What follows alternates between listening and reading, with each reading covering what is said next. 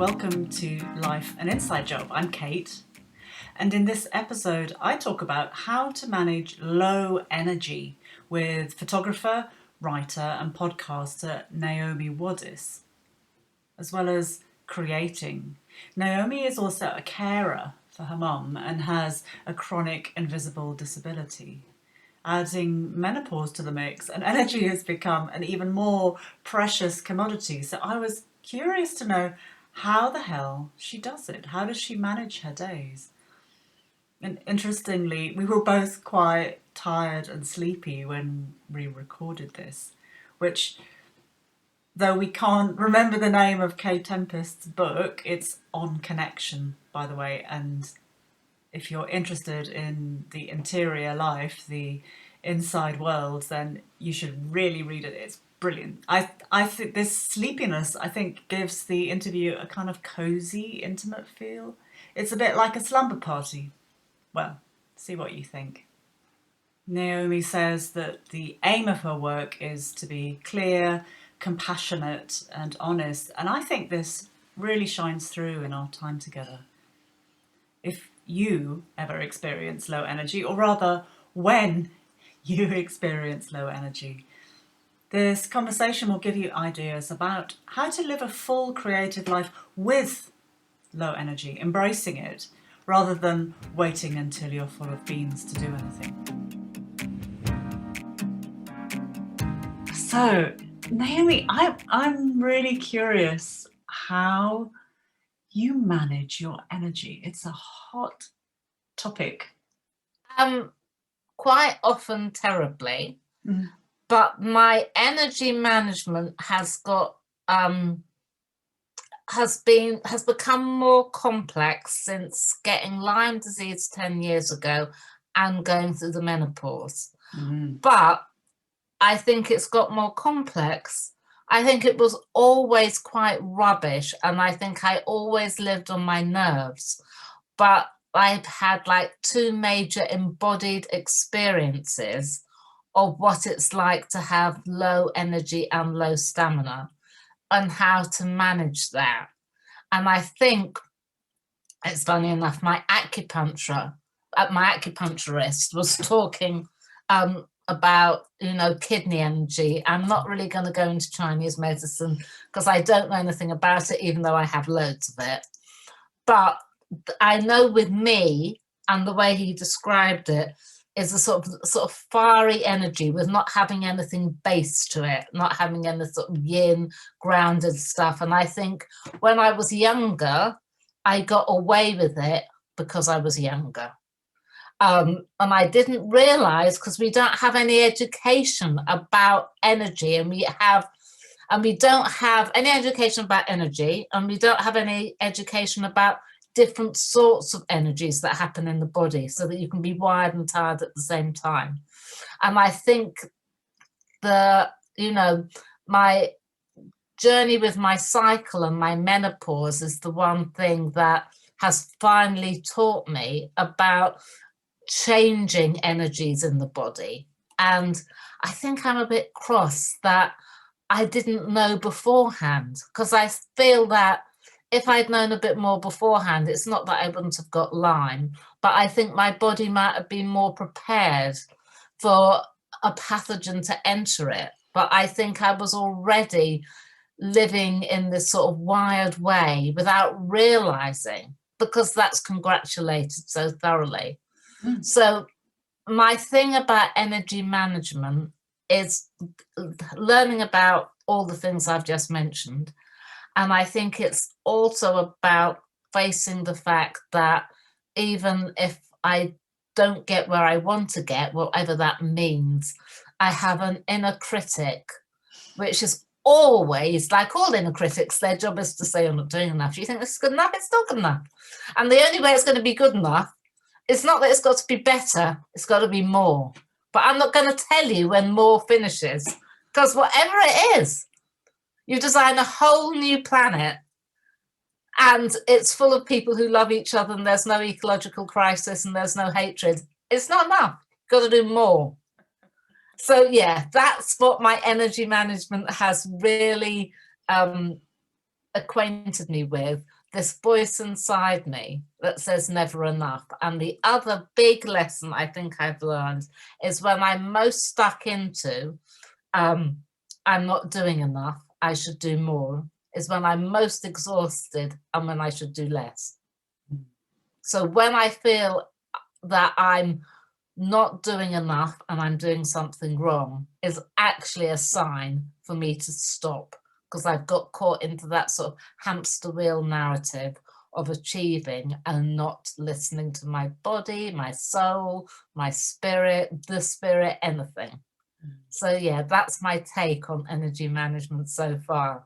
I still don't know how to do it, but I know that I don't know how to do it now. So that's my big step forward. I think that you're very astute, because you said, when I hear that voice that says it's not enough, that's when you know. It took a while. It's taken therapy, good friends, even things like, do you know Mara Glatzel? I know her. She's worth following. She's got a podcast as well called Needy, because it's about we have needs. It's perfectly okay to have needs, but she's very, very good about women, especially not taking the rest and marginalizing their own self-care. So I think through reading a lot of her stuff, and she often talks about her own experience with bringing up her children and her visions for work and what can be done. So people like that have helped me, because I think there's more of a language around that, and also not being well, things like the spoon theory, which is it's really a method of communication, because you don't really know how many spoons you have in terms of energy at the beginning of the day. You think you've got a whole drawer, and then you find out by 11 o'clock you've got 2, or you think you've only got 2, and then you can keep on going all day and you've got a huge cutlery drawer and you've got some to spare.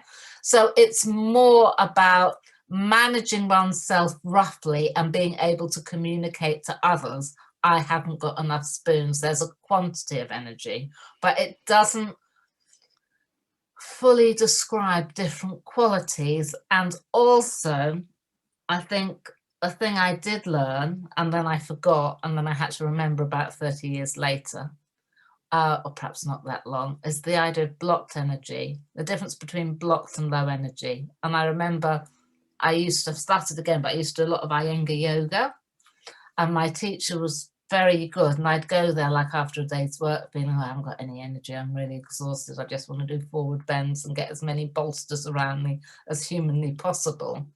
And then we'd do something and I'd be all resistant, and then suddenly I'm like, oh, it's because I've been sitting down at my desk all day and that stuck in me. And suddenly we'd be doing stuff and back arches and warrior, and I'd be like, hey, and realizing that in an embodied sense. And that also, I think, I find is true for me emotionally, that I'll feel very low and very put upon, but it's actually because I'm sitting on my feelings.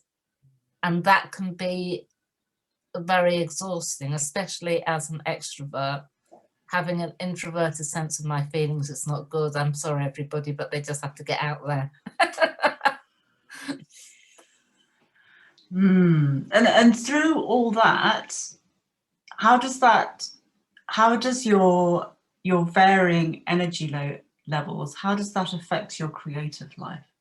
I think I sort of sometimes very consciously, sometimes more instinctively, do things where I'm going to use, please forgive me for using this word, but it's the word I need to use. I create content with less effort. So the things I do are small, so photography is great because it's like 125th of a second. And digital photography is a lovely medium because you have an image straight away and you can play with that, and then you can work on longer form projects. But you can have you can make something and have an image to work with and communicate with and explore quite quickly.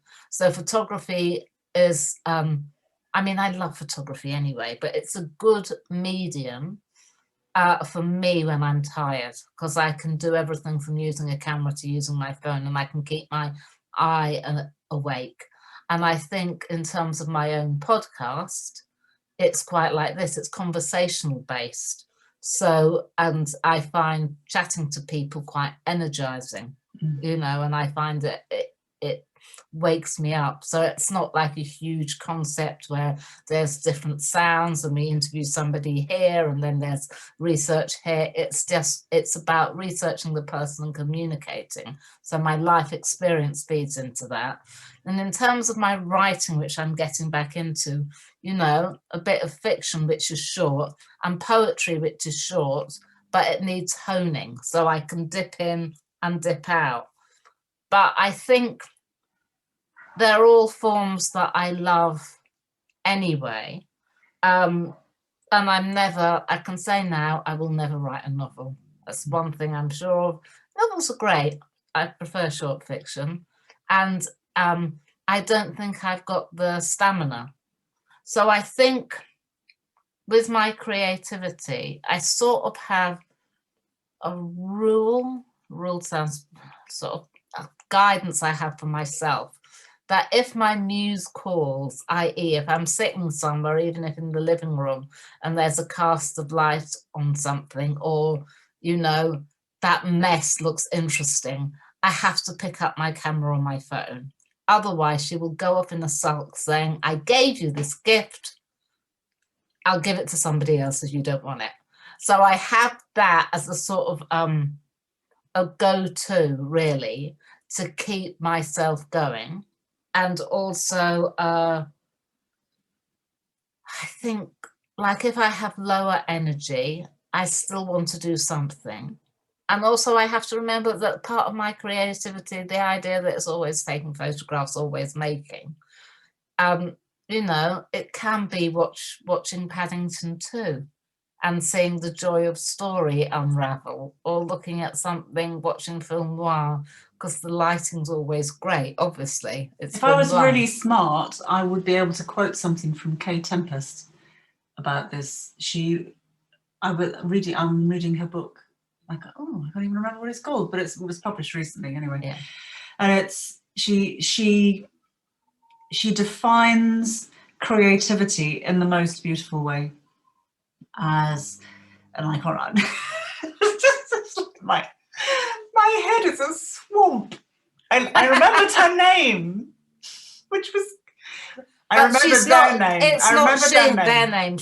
I remember their name. It's their name. But that's as far as it goes. I don't remember the name of their book or what she said about it, what they said about it. But yeah, I think great definition. But it was the broadest definition of something like enjoying the unfolding. Yeah, because I have a feeling I read that and I thought, oh, this is a really good quote. I should remember it. I did perform with them once, not with them once, on the same lineup, and I'm not really a performer. And I sort of got through, and I just think the audience were not really excited by me. And then they got on stage, and immediately everybody was like, wow, because they have such presence and commitment to the craft of performing. I think that's the other thing. But I think about, yeah, I think it's like creativity. It's a tough one because I can suffer from comparisonitis, obviously, because the internet is comparisonitis, and it doesn't help. And I think knowing through my cycle, when I still had bleeds and now I don't, but there's still a cycle, whether it's the lunar cycle because it's a full moon today, or my own cycle, or a seasonal cycle, or whatever, that not to be afraid of that seasonality. And it's not always making, but it's always connecting and being excited, or at least being present to something or other. And that sounds quite broad, but even if it is like a walk in the local park and looking at anything. Do you know, whether it's the cast of light, interaction between people, but knowing I'm going out into the world with the sort of hunger to find out about it. And I I'm, think, I think that rocking the creative cycle is where it's at. Tuning into ourselves, to slow everything down, to feel into the world around us. And that way, we're always in the creative cycle. I mean, I think that we are always in the creative cycle. It's just that we tend to get in our own way. I'll own that. I tend to get in my own way and muck the bloody thing up again. Yeah, but that's part of it, you know, because you can go through phases where, you know, things are great. I mean, if I know anybody who's like published their first book or done their first big thing, afterwards they always have a bit of a low. But I think that might just be because it's a different part of the cycle. There's been like this big sort of creative phase, and then we're sort of going into sort of like a crone energy where it's time to come into oneself and restore. I mean, I'm talking like I do this all right all the time, and I absolutely don't. I have times when I feel really inspired, and other times where I'm absolutely stuck and I feel like an imposter, and some stranger will come up to me in the street and say, "You don't deserve that camera," and take it away from me. And I go, "Yes, of course, you're right. I don't," you know, but not as bad as that. But like at the moment, I'm in like quite a lot of downtime because I'm trying to, I'm doing more caring for my mother, and I'm really trying to not tire myself out as much, and also not just physically, trying to calm my nervous system so I'm not so wired. So I'm doing less, which is hard, you know, because I'm like, oh, if I do less, but I'll do less more thoroughly. It's like, no, it's not about more thoroughly or not. You just have to show up. It's just like try and flow and not second guess. And it's really hard, and it's a big experiment for me. Like, okay, what have I, and I always, every week, because I got a terrible memory, I have like a to-do list. It's in my diary, and then I'm like really into paper and pen and highlighter pens, and there's different categories. And it's like, I always have to take less and less and less because I set myself up for a fall. This is like part of my creative process. Like today, I'm going to write a novel, make meringues. I've never made meringues before, and fly to the moon. Oh yes, I might also clean the flat and give the bathroom a special extra scrub. So I'll do hoovering, and I feel like I failed because I haven't flown to the moon. So I'm in this period, which is sort of related to my emotional, I guess, my spiritual, physical and mental health, but also to my creative health, by trying to slow down and do less. And I tell you, it's a challenge, but it can be better for me because I can feel the impacts on my nervous system, and my body feels different because of it. What do you notice in your nervous system and your body? How do you know? I just noticed that I'm not in this state of like, I'm not doing enough, I've got to do more, I'm not doing enough, and that slightly wired panic feeling in myself, which I often have, like, and then the other feeling I have in myself of overwhelmed, like I'm not doing enough. Oh my God, I'm going to book more in. I should be doing this, book too much in, whatever it is, whether it's with other people or with myself, and then feel really panicky because I can't do it. Because I know I'm not going to be able to fly to the moon and make meringue on the same day. It's impossible. I'll leave flying to the moon till tomorrow. And so by not doing those things and not overloading myself, I don't get that sort of solar plexus panic where I'm like, I can't do it. I must, I can't, I must, I can't, I must. So I'm just trying to remove myself from I can't, I must, that sort of dialogue I have. I'm still learning. I'm a newbie, but I'm still learning. But it's a process. Yeah.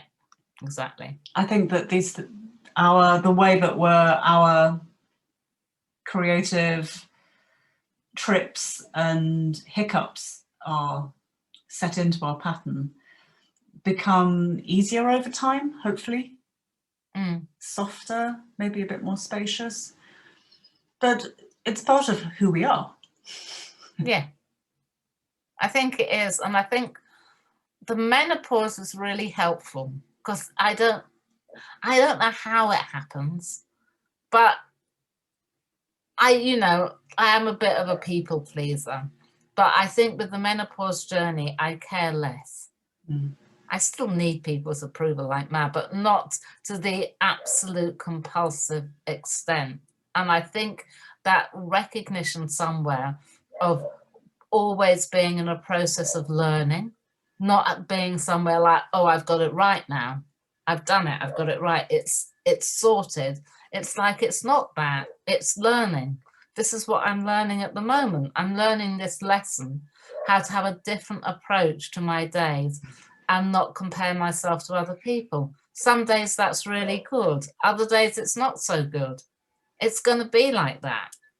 So yeah, I think it is a huge education, though, to think about energy, stamina, different sorts of energy, and almost this idea, it sounds odd, of like false energy, this sort of high mania of busyness, which is like a cultural manifestation. Well, of like yeah, I was thinking it's like spending on credit. Yeah. You have a credit card that says, oh, I have £10,000, let's go and spend, but then it's not based on any bank account or any actual cash, and then you find yourself bankrupt. But that is a perfect analogy. Because I know it very well. Because I lived it, Naomi. You know it off by heart. But it is a really good analogy, and it feels like the thing about the credit card and living on credit is you can have all this stuff for nothing. Do you know what I mean? It's fine. And that thing of like, what you're going to get with the credit card is you're going to, I know often people use credit cards to get out of debt and things like that, but also the part of credit cards which are consumerism.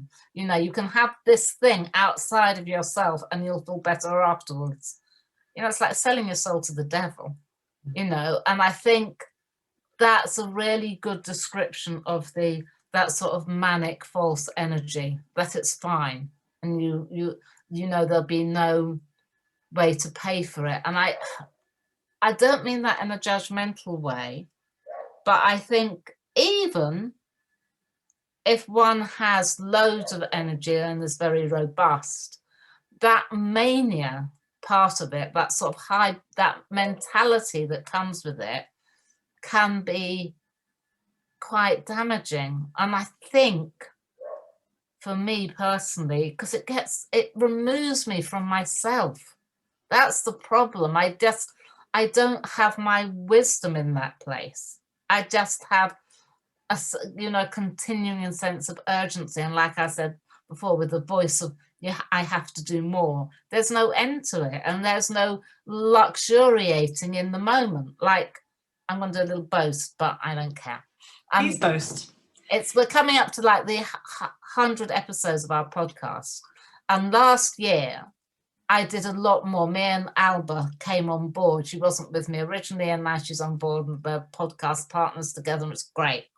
And so during, the year when we had to learn to live with this pandemic, this new way of living, I did lots more short podcasts, and I was doing like 2 or 3 a week and editing them myself, having to learn to edit, learn to record, and like all this stuff. And I thought I wasn't doing enough. And then around about October, November, I absolutely crashed because my body was like, listen, mate, you're taking the piss. And I just couldn't do anymore. And I took a rest. And then I thought, I'm going to do 1 a month. And I'm going to ask Alba, who's doing bits and bobs. She does 1 a month. So they're longer shows, an hour long. We do 1 each. It's fine. And it was great to have all the conversations and do that. And it was brilliant. I don't regret any of it because people are, you know, infinitely interesting. So it was wonderful to do. But the part of it was that I couldn't recognize how much I was doing. I could not recognize because I'd got caught in that mental cycle of doing a lot, doing too much isn't enough. I think we should have boast of the day. This is my sort of. So what do we do? Because if we're not recognizing how much we're doing, then it has to start with us, right? Yeah. So it has to start, you know, we both, well, I know you a little bit, but not that well, but certainly for myself, I've spent many years looking outside for validation. It's an unreliable practice. So how about we have boast of the day and say what we actually did and be pleased for the day, pleased for ourselves. Boast of the day is really lovely. My only thing is, like, it's not a boast because boasting is like, oh no, be quiet, but it's just like sort of, you know, come up with a better name. What should we call it? Better name than boast. Let me think. Celebrations. I don't like the win thing. People talk about your wins. I find that a bit. I think it is like sort of celebrating, enjoying. What is it? You see, that's so telling that it's hard to find a word. Find a word to say. Yeah. This is how I'm going to celebrate myself today. Yeah. Or this is going to be. We're so English, we can't do it. Yeah. You know, what's the word? And it's like, oh, boasting. And it's like, it's not. It's like something of the day where it says it's not an achievement. It's not about that. It's about an acknowledgement. Like self-acknowledgement of the day sounds really dry. But it's like it's like self-appreciation of the day, isn't it? Appreciation of the day. Okay, listeners. Well, we need you. We can't find the word. 2 writers, not enough words. Exactly, not enough words between us. But it is something like that, which is about you know, I'm looking up here above my desk. There's a postcard, and it's Mara Glatzel again, because she has like these cards that you can use, which are about really tending to your needs. And this is, I already have the permission that I seek. And I really like that. That's why it's above my desk. And I think that idea that, you know, do we have to find a label, boast of the day, self-appreciation of the day, whatever it is, celebration of the day, or is it just a sense of either writing it or feeling it and saying, I did good today? And even if, and that thing includes days where we haven't been able to do stuff because we've got from one end of the day to the other. For myself, it would have to include staring out of the window and napping and rolling around a little bit on the carpet. Yeah, mine would include, what have you done today? Not today, like howling at the moon, her being pissed off, my grump of the day, like really grumpy, like with the foxes who are crapping all over my garden, and like really annoyed with them. They're really cute. Grump of the day, and it's like, well, what did you do today? Well, like I was myself. You know, I was myself again, and I was how thoroughly, and it's like, even talking about it feels, I don't know if I'm resistant to it, but it's like trying to do all this stuff without external validation. It's like, how can I do that for myself and not feel embarrassed or that it's somehow cheesy or I've failed or I've succeeded? How can I do that thing when you see somebody, and like I met a friend for lunch yesterday and I said, I really like your trousers. And she said, oh, I got them online. You know, that was fine. That was the end of the exchange. But it's that thing I just wanted to tell her the trousers were great. And it's like, can you do that about yourself? Like, I really like ... Mm. And it doesn't mean that everything's great. It's like, I really like my hair today. But for that exchange to be, it's not just the language, it's just like the idea of gifting somebody a compliment and affirming them, not because you want to get anything back, because you want to share, and it's a genuinely heartfelt thing. How can that happen, that we can give that to ourselves, which doesn't become like a sort of gratitude list with a really blunt pencil scratching on the surface, trying to say I'm really happy because it rained Into my life. and forcing it like a big, I'm going to use a poo analogy, but like constipating, trying to like force out gratitude rather than say, sitting down on the sofa having a cup of tea, saying, wow, I never knew I'd love Gardener's World this much, or look at that nice rose. You know what I mean? It has to be somehow heartfelt, even in the days it isn't, or just like, I'm going to open this and smell this coffee, you know, all these things. So I think, yeah, but that goes on to my sort of list of things I am learning, you know. How can it be genuine, real, and not forced? Because I can't bear pretend positivity if it's ingenuine, because I think, what's wrong with those times when we feel emotionally overwhelmed, or we see people we love and we can't help them, and we feel sad and frustrated and scared, you know, what's wrong with those times? Can we find our feelings in those times? Can we sit there and it not be terrible to sit there? So yeah, I don't know where I'm going with that, but yeah, I like the idea of not boast, something of the day. Yeah. But I think it could be Naomi Gold. You can have Naomi Gold and I'll have Kate Gold, because that's what you're saying. Yes. The capacity to be ourselves and to enjoy that, and or aspects of that. That's exactly it. It's the capacity to be ourselves. I was listening, I haven't listened to it all, I'm halfway through listening to a podcast. And it's a tarot, I think, an astrology podcast, but she talks about other things. And she was talking about the inner child and how the inner child shows up. And our journey from birth is how we learn to self-parent. And, you know, I really like listening to that. So I think this thing about, you said about the gold is about us being ourselves and what that means. And it's so, this is why I think language is lacking sometimes, because we're having this conversation and it's real and it's great. But how do we describe our feelings with words? I mean, it sounds silly, but how do we describe them genuinely with words? And how do we describe those feelings with words to ourselves? I know we can write in a journal, this happened, that happened, and I think journaling for thousands, millions of people, including myself, is just a vital tool.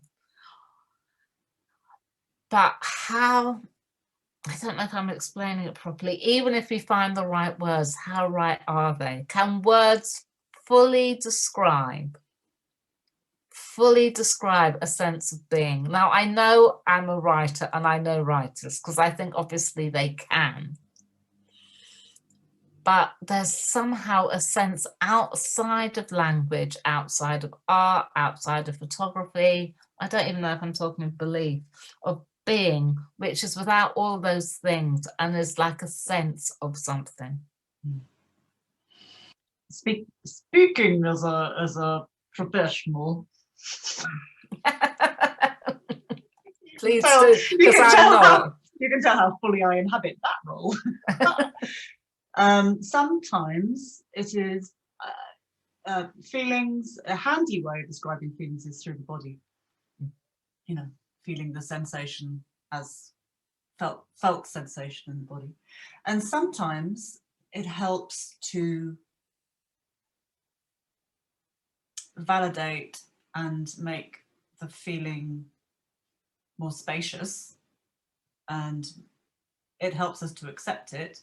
And sometimes describing it locks it down and shoves it in the bin. So I think it depends. I think that's really true. I think it's situational, and often you don't know until you've tried. Is it better to find the words? Does that make me feel fuller and more integrated, or is it going into kind of explaining, figuring it out, mental processes? I think, yeah, that's a perfect way to put it, because it is. It's like, I had a friend once, he said, it's decades ago, he said, words can take the feeling out of feeling.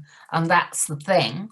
But like you say, sometimes if somebody has had no opportunity to express something, the words themselves are really, really liberating. Mm.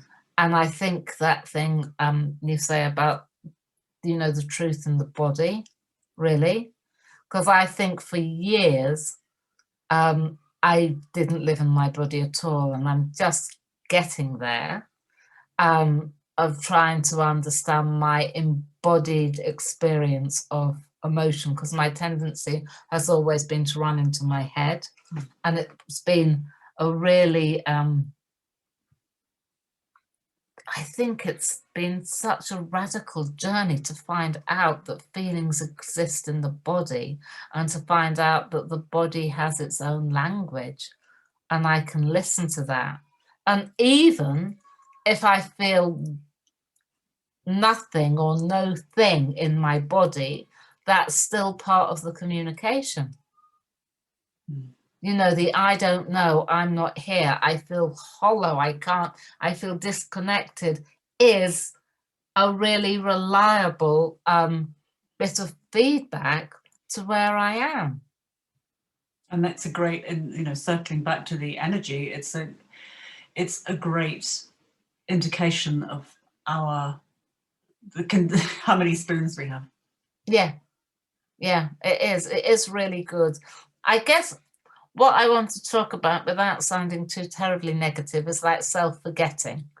Because often when I'm in a time of either emotional or physical crisis, even though above my desk, which is like I've got a wall filled with postcards, inspirations, Post-it notes, everything, and things that I should do or can do when I'm feeling off balance, I forget. I forget, like, lying down. I forget that listening to this podcast, whatever it is, I forget what will help me a tiny bit. I forget over and over again. And I don't know, like, I've got a sticker above my desk which says self-care every day, regular, easy, simple, and a little arrow, and it says practice. There it is. It's above my desk. It's right there for me to see. And it's like I never wrote that. And that's the first time I've read it, even though I'm trying to integrate this stuff in a very realistic way, with this sort of slowing down, trying to calm my nervous system. But that's all okay. Doing my yoga and making sure I have a proper breakfast is fine. But if a crisis suddenly hits where I feel I have no control, all the yoga and green vegetables in the world will not help me at that point, because I just want to smoke cigarettes and, sit in the park and cry, and I don't want to do anything else. You know what I mean? I can't find my way back to this sort of neat daily practice, which I'm trying to maintain. The way I see it is that the time you put in yoga, in class or wherever you're doing it, and the green vegetables are filling your energy banks. They're filling you from the ground up, so that you have the resilience to weather so we have the resilience to weather the times when our self-care practice just isn't possible. Yeah. To see us through. I think, and also the thing is, now you can go back to that, whatever the thing is. It's there waiting for you, even if you can't do it. And I think sometimes when it comes to sort of deep pain, because I've had like a lot of depression and anxiety in my life, I have to realize that even what looks like a lack of self-care is just a communication to the world, to myself, that I'm in pain. So it's part of language in a way. You know, that lack of self-care is a broadcast about one's vulnerability. Yeah. And it's not always about getting it right or it being neat and tidy.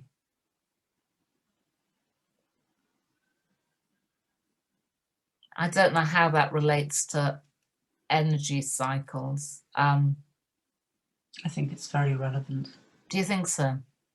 Yeah, absolutely. Because you're talking about what happens when when there's nothing left. Yeah. It feels like there's nothing left. Yeah, yeah. And no, okay, call me Pollyanna, but you're talking about forgetting. You have also, on many occasions, remembered. Yeah. Yes. Yeah, I have remembered. And I think perhaps the process is forgetting and remembering. And perhaps the process when I forget is that perhaps I remember it's a time to be unformed about it. It's a time to be chaotic. And I think that brings us back to, say, perimenopause and the menopause journey, and what it's like to sometimes feel that you've been thrown off a cliff and you don't, or you're falling down a rabbit hole, or whatever image comes to mind. What it feels like when there's chaos, and there's chaos around the body, and there's chaos around feelings and time and pain and energy and a whole host of things. What does it feel like when we feel, or I felt, out of control and I don't know what to do? And, you know, to be in that space, I say authentically, but just to be in that space and it not be about, oh, it's okay, I'll do more yoga. I don't do that much yoga. I'm talking about like I'm a real yogi and I'm not, or whatever I'll do, or I'll make sure I have more broccoli. But it's like, okay, what is it about being in this state of free fall? What is it? Because it's a huge fear, you know, about not being able to control the narrative. What does it feel like feeling this raw? And what's being, to use sort of very sort of common parlance, you know, what does it feel to be triggered by chaos? And what other chaos have we lived with and dealt with? Because I do think, and I think this does tie up with the creative process, that I think the most valid work I've done is when I felt like I had no idea what to do and I've had to enter chaos. And I think that it requires courage, and quite often you don't have a choice with it when the chaos happens to one. I mean, it can be loss, it can be whatever. I mean, everybody knows their personal idea of what chaos means. But I do think it's valuable. I do think it's valuable.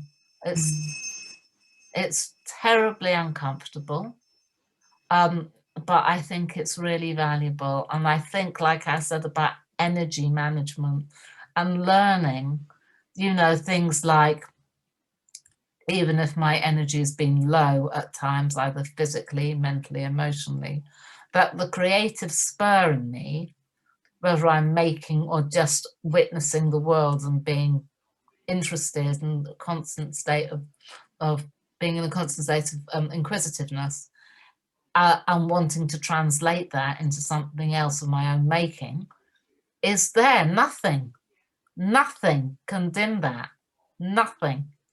And I had to have, you know, the idea that even though I can get caught up in these narratives about other people are doing more or better, it's like, does that matter? Does it matter? Because I've learned this lesson, that whatever I do, whether I never make again or I make every day and I win huge awards and win the next Turner Prize, or just take a photo of my phone and my cat having a snooze, here I am, an artist. Nothing in the world is going to prevent that from happening and prevent that from being me. But I wouldn't have got there, you're cheering, I wouldn't have got there had I not been thrown into the chaos of illness, being disabled, having chronic illness, being fatigued, the terrifying journey of menopause when, oh, it's okay, and then you don't know what the fuck is happening. being a carer for my mother, everything, all these things happen. I wouldn't have got there. I would have carried on with the idea that, oh, I'm going to be an artist. I'm an artist because I'm saying I'm an artist. But my spirit was yelling at me. And now that's what I've learned. And I think that is the value of chaos, that you learn who you are. I mean, everybody is an artist, obviously, but not everybody defines themselves as an artist. You know, we make a cup of tea, we're constantly making, we're telling stories, we're getting dressed, we're decorating our home, we're doing our gardening, we're moving in a certain way. We're all artists. But I suppose that chaos has taught me is the sort of artist I am. And I want to be closer. I want to be closer. I want to be closer to myself, and I want to be closer to others. And the day-to-day really, and like talking to people, witnessing the day-to-day is where it's at. It doesn't have to be fancy. I can use like fancy metaphors about going to bars and making meringues, but I'm not interested in that. I'm interested in like, how many cups of teas can I take photographs of, and how many people can I talk to? Because that's where our life is.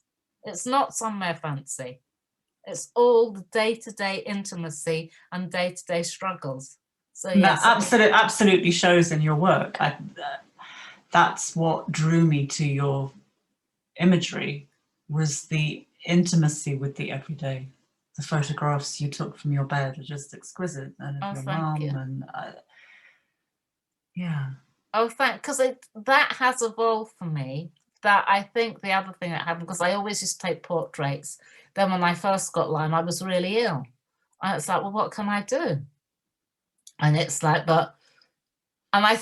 everything around me, and it's not just me. I mean, I've talked to other artists, and there's other artists I find really, really inspiring, who've really helped me. Just seeing their work has been a joy. Celine Marchbank is a friend of mine. She's an incredible photographer. But this idea of the long form documentary project, and it's all right to document your own life, and you can be close, and all these things. And another friend of mine, Natalie Teitler, who's a sort of writer, dancer, curator, producer. But she said, you know, what about the idea of repetition? And I was like, what? And she told me an Italian artist, I can't remember the name, he used to paint the same thing every day.